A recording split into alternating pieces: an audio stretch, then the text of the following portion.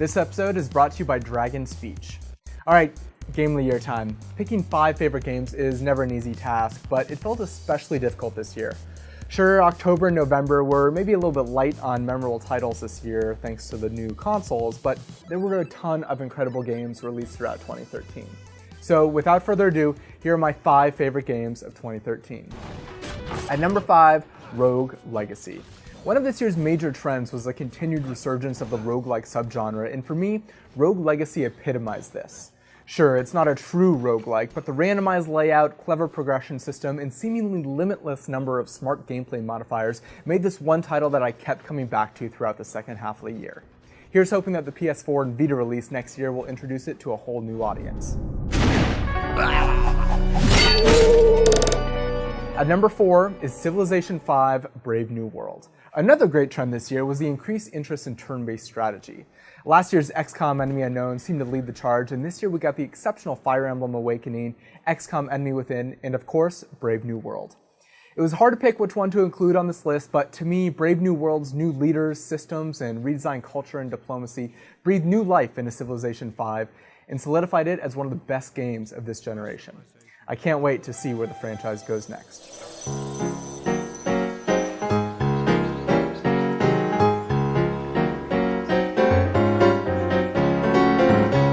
At number 3, BioShock Infinite.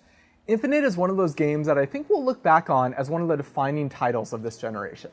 Not because it's the best, I don't think it is, but because it represents the culmination of many design philosophies that were established over the last 8 years. It's a largely linear, somewhat classic first-person shooter with incredible art direction and some fantastic story moments, and I think those first 3 to 4 hours are some of my favorite that I've ever spent inside of a video game.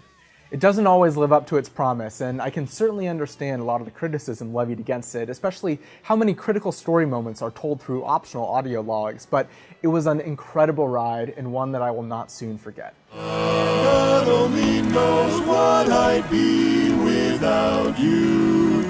Number 2, The Stanley Parable. This was another title that caught me completely off guard. I'd seen it at conventions and loved the demo they put out, but the final product blew me away. I don't want to say too much in case you haven't played it, but it is a brilliant love letter to its medium, and after only 30 minutes of playing it, I insisted that all of my friends buy it. It's one of the best experiences of the year, and if you have not tried it, please go and download it and play it. It is an absolute treat.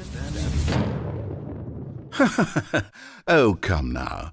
You don't want it to end already, do you? And my favorite game of 2013 was The Last of Us. Like BioShock, this was a game that I had to race through before release to work on a review with Adam, and devoting that weekend to it was a traumatic experience, in the best way possible. Soon after finishing it, I actually got in my car and drove around San Francisco, just breathing in life and wanting to see civilization. It's a brutal, harrowing game, and one that represents both a culmination of Naughty Dog's cinematic storytelling from the Uncharted series and a welcome departure from the traditional gameplay systems. It's rare to get a AAA game that's a new IP on the scale of The Last of Us, and Naughty Dog knocked it out of the park. So those were my 5 favorites. A few that almost made the cut. Grand Theft Auto V was spectacular and easily my favorite GTA yet. I also love The Wolf Among Us and can't wait to see where that story goes. And Gone Home's storytelling and presentation was astounding. Finally, I probably spent more time playing Spelunky than any other game this year. It came out in 2012, but it saw release on PC and PS3 this year, and the new daily challenge system makes it one of my favorite games of this generation. Be sure to check out everyone else's list on this channel, and let me know your 5 favorite games in the comments below.